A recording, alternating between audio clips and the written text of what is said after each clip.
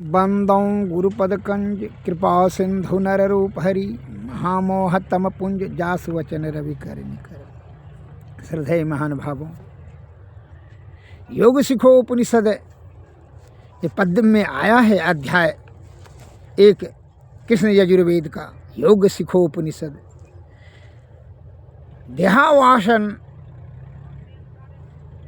देहावसान समये चिते यदद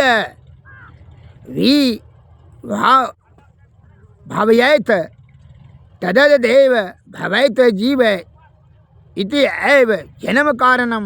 अर्थात देह त्याग के समय चित्त में जो भावनाएं जीव करता है वही वह होता है, यही जन्म का कारण है। अतः इसलिए संत महात्मा बताते हैं कि हे भाई, विषयों की इंद्रियों की विषयों की आसक्ति को त्याग कर अर्थात इंद्रियातीत होकर अंतर्मुखी अंतर साधना से जीवात्मा को परम आत्मा की प्राप्ति कराने में ही तू अपना समय लगा। क्यों? इंद्रियां बहुत बहिर्मुखी है और तू इंद्रियों के सहारे और इंद्रियों के कुछ संगति में जब तक रहोगे तब तक यह ईश्वर की प्राप्ति संभव नहीं है। और विषय बड़ा बलवती होता है। देह के समय, देह त्याग के समय अर्थात मरने के समय में मनुष्य जो भावनाएं करेगा तो वही जन्म मरण का कारण बन जाएगा। जन्म का कारण वही होता है। इसलिए संत महात्मा लोग बताते हैं, योग सिखो उपनिषद में बताया जा रहा है कि कम से कम तुम मरने के समय में यह विषय का आसक्ति का त्याग कर करके केवल बिंदु भर चित्त को अस्थिर करते सुषुम्ना ध्यान कर, जो कि ब्रह्म की ओर बढ़ेगा। ब्रह्म प्राप्ति करने में तुम्हारी सद्गति होगी, जीवात्मा का कल्याण होगा। और तुम मरने के समय में विषय का चिंता करता है, भाव रखता है, तो उसका दुष्परिणाम यह होता है कि पुनः जन्म के चक्कर में फंस जाता हो। 84 लाख योनि में फंस करके नाना प्रकार का दुख भोगता है यह जीवात्मा। और विषयों का मालिक मन है। विषय को तो जब तक आप ध्यान नहीं करते हैं विषय वासना छिन्न नहीं होगी। अचानक यथाशीघ्र आपका मन संयम में नहीं होगा और विषय भोगी प्राणी विषय का त्याग नहीं कर पाएगा। विषय बड़ा बलवती होता है। मैं एक उदाहरण देता हूँ। एक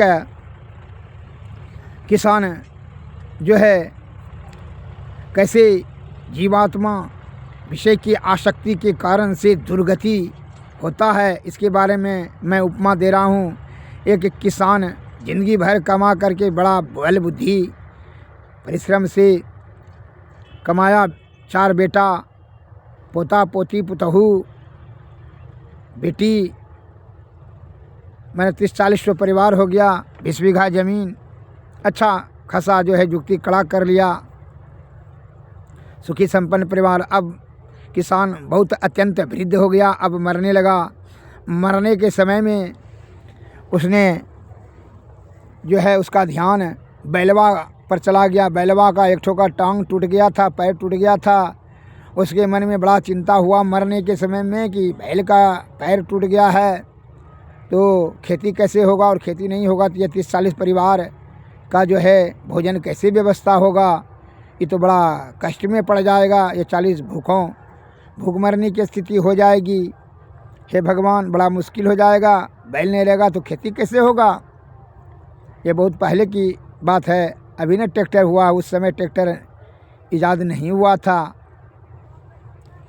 तो किसान बहुत चिंताग्रस्त हो गया, वही भावना उसके दिमाग में घूमते रहा और उसी समय उसका प्राण अंत हो गया, अर्थात मर गया और बैलवा के जोनी में चला गया। बैल बन करके तैयार हो गया, गैया के पेट से निकला, वह बैल बन के तैयार हो गया। अपना खेत समझ करके, धर्म की प्रवृत्ति थी इसलिए उसको स्मरण था, याद था, क्योंकि बड़ा सत्वृत्ति था।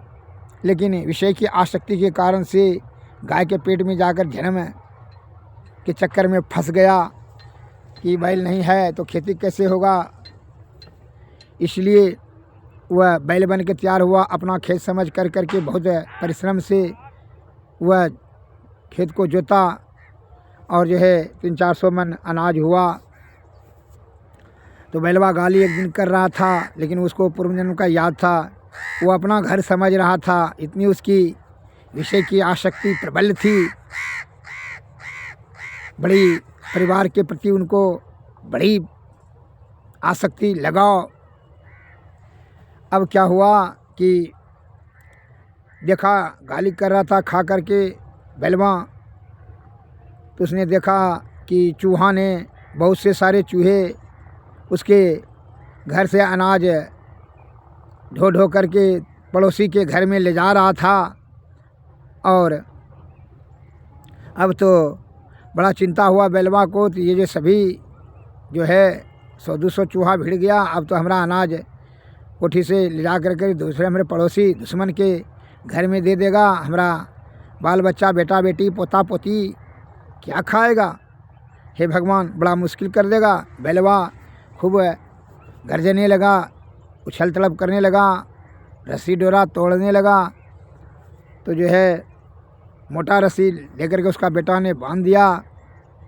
उसका भाषा तो समझ नहीं पा रहा था। तब बैलवा के मन में हुआ, जो कि किसान पहले था, अब उसके मन में यह भाव पैदा हो गया। क्या देखिए विषय की कितनी आसक्ति प्रबल होती है। उसके मन में यह भाव हुआ कि अगर यदि हम बिलार रहते तो ये चूहा को मार करके खा ही जाते। उतना चिंता से ज्वर हो गया, बुखार हो गया, और बुखार से उनकी प्राण गति अवरुद्ध हो गई, रुक गया, मर गया बैलवा। और वह बिलार के जोनी में मरने के समय में बिलार बनने का ही उसका इच्छा था। जो इच्छा धरहि मन माही, अब प्रभु प्रसाद कछु दुर्लभ नहीं। हे भाई, जो इच्छा होगा उसी के अनुरूप फल मिलेगा। मरने के समय में उसकी भावना हुआ कि बिलार जोनी में जाते तो चूहा को मार देते। वो बिलिया के पेट में चला गया, बिलार बन कर के तैयार हो गया। और जब बिलार बन के तैयार हुआ तो उसने जो है चूहा सब पर आक्रमण कर दिया। तो चूहा तो बहुत तेज, वह बिल में झप से घुस जाता था। अब जो है और इसको क्रोध हुआ, तो इसने मन में विचार किया कि अच्छा अगर यदि हम सांप रहते, इसको बिल में घुस करके मार देते, यह हमारा अनाज ढो ढो करके ले जा करके दूसरे पड़ोसी दुश्मन के यहाँ पहुँचा रहा है। तो वह जो है ये चिंता इतना हुआ कि वह चिंता से ये हार्ट अटैक हो गया और उसकी मृत्यु हो गई। और मृत्यु के समय में उसकी भावना थी कि सांप बन के जोनी में रहते तो चूहा को मार देते। वह सांप के जोनी में चला गया। अब सांप बन के तैयार हुआ तो वह बिल में घुस कर के जो है चूहा को मार दिया, मार के खा लिया। अब उधर से जब चूहा को मार करके आया तो अंगना में वह निश्चिंत भाव से अब राहत का सांस लेते हुए उसने मन में विचार किया कि अब जो है निश्चिंत हो गए, चूहा दुश्मन को हम ख़त्म कर दिए। अब उसने क्या किया कि अंगना में टहलने लगा, जो है देहात मचका मचका करके। वह भूल गया कि हम सांप के जोनी में आगे हम सांप बन गए हैं।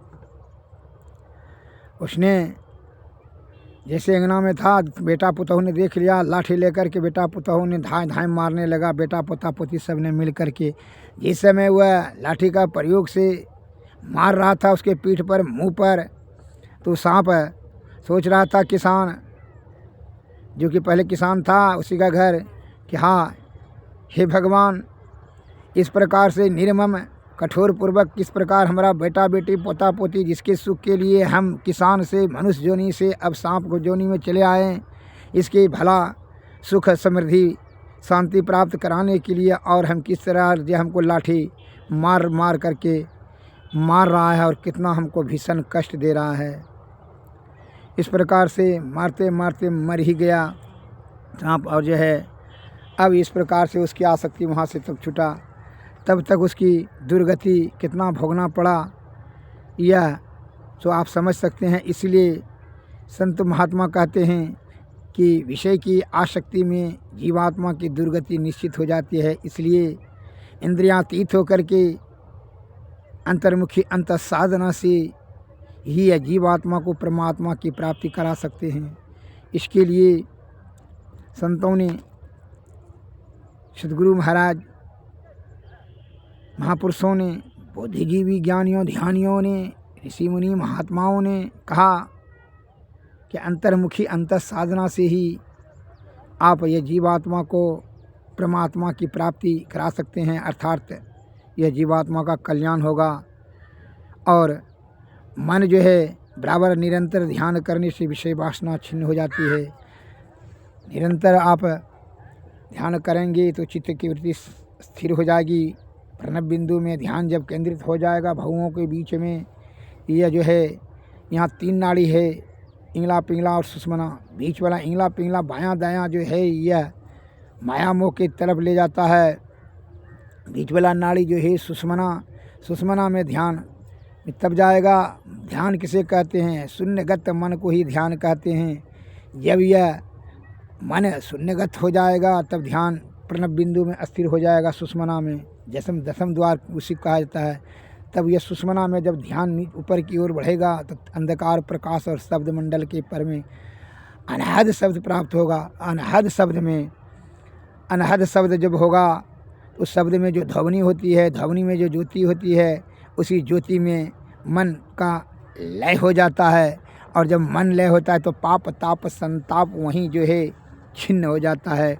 यह जो जीवात्मा है यह बिल्कुल पवित्र और निर्मल हो जाता है, पवित्र शुद्ध हो जाता है। सभी इंद्रियों की कुसंगति से वहीं छुटकारा मिल जाता है अनहद नाद ज्योति में। इसलिए संतों ने कहा कि सदैव सुषमना में ध्यान करें। और जब निर्मल चेतन शुद्ध पवित्र हो जाता है जीवात्मा, तब इसको आदि शब्द मिलता है। और आदि शब्द का धीरे धीरे वह निशब्द में परिणत हो जाता है। वही केवल परम पद है, अर्थात परमात्मा की प्राप्ति हो जाती है। फिर जीवन मरण के चक्कर में आने की कोई नहीं है, परम गति हो गया। इसके लिए ध्यान को अस्थिर करने के लिए, इसको युक्ति प्राप्त करने के लिए श्री सद्गुरु के शरण में जाएं।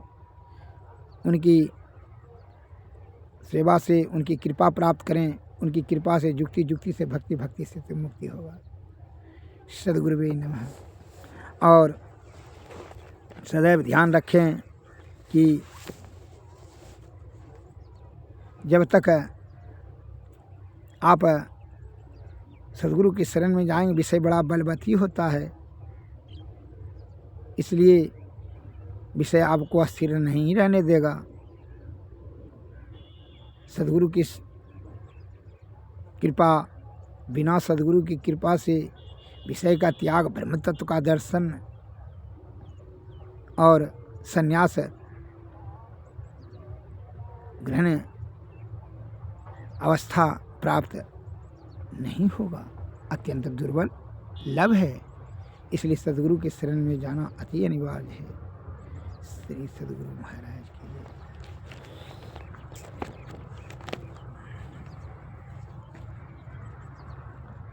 संतों कहा गृहस्थ का त्यागी, यही देखू तही बाहर भीतर घट घट माया लगी। माटी की भीत पवन को थम्बा, गुण यगुण से छाया। 5 तत्व आकार मिलाकर सहजे गिरह बनाया। मन भयो पिता मनसा भई माता, दुख सुख दोनों भाई। आशा तृष्णा बहने मिलकर गृह को सोज बनाई। मोह भयो पुरुष कुबोधि भई, घरनी 5 लड़का जाया। प्रकृति अनंत कुटुंबी मिलकर कलहल बहुत मचाया। लड़कों के संग लड़की जाई ताका नाम अधीरी। वन में बैठी घर घर डोले स्वार्थ संग खपीरी। पाप पुण्य दऊ पार पड़ोसी अनंत वासना नाती। राग द्वेष का बंधन लगा गृह बना उत्पाती। कोई गृह माड़ी गृह में बैठा वैरागी बनवास। जन दरिया एक राम भजन बिना घट घट में घर वासा। संतों कहा गिरस्त का त्यागी जही देखो तही बाहर भीतर घट घट माया लागी। दुनिया श्री सद्गुरु।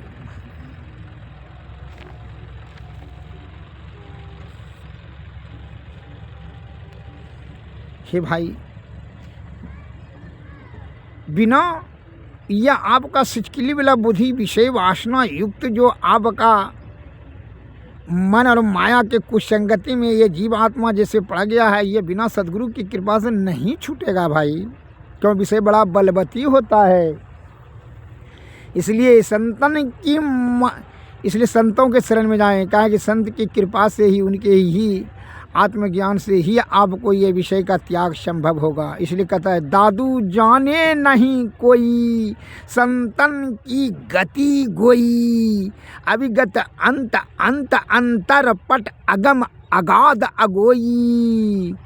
सुन के पारा अगुण सगुण नहीं गोई। अंड न पिंड खंड ब्रह्मंडा सुरत सिंध समोई। निराकार यकार न ज्योति पूरन ब्रह्म न होई। इनके पार पार सोई पई है मन तन मति गतिपति को खोई। दादुर दिन लिन चर नन चित में उनकी शरण होई। दादू जाने नहीं कोई संतन की गति गोई। श्री सद्गुरु। हे भाई, अगर चाहते हो जीवात्मा का कल्याण करने के लिए तो कहाँ जाना चाहिए? संतों के शरण में जाओ, तभी तो कोई उपाय है। बिना सद्गुरु की कृपा से आप सद्गति प्राप्त नहीं कर सकेंगे, क्योंकि बड़ी विषय की आसक्ति है, विषय की बड़ी प्रबलता है। इसलिए संतों ने कहा गुरु भक्ति की महिमा या पर निगराय क्या जाने। गुरु की भक्ति अति है जीनी जैसे मकड़ी की तार। गुरु भक्ति की महिमा या पर निगराय क्या जाने। भव जल नदिया गम बह धरवा जिसमें 84 की धार। गुरु भक्ति की महिमा या पर निगराय क्या जाने।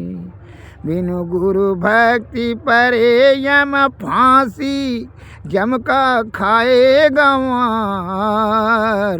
गुरु भक्ति की महिमा अपार निगराय क्या जाने। गुरु की भक्ति कटे जम फांसी जम के मुख पर है चार। गुरु भक्ति की महिमा अपार निगराय क्या जाने। कहत कबीर सुनो भाई साधु गुरु बिनु नहीं निस्तार। गुरु भक्ति की महिमा अपार निगराय क्या जाने। श्री सद्गुरु महाराज। आरती तन मंदिर में कीजिए दृष्टि जुगल कर शन मुख दीजिए। चमकई बिंदु सूक्ष्मयति उज्ज्वल ब्रह्म ज्योति अनुपम लख लीजिए। जगमग जगमग रूप ब्रह्मंडा निरखी निरखी ज्योति तज दीजी शब्द सूरत यस सरल तर करि करि सारा सवद गही लीजी ऐसी जुगति काया गढ़ त्यागी भव भ्रम भेद सकल मल छीजी भव खंडन यारति यह निर्मल करिमेयी अमृत रस पीजी आरती तन मंदिर में कीजिए दृष्टि जुगल कर सन मुख दीजिए श्री सद्गुरु महाराज सद्गुरु नमस्कार जय हिंद।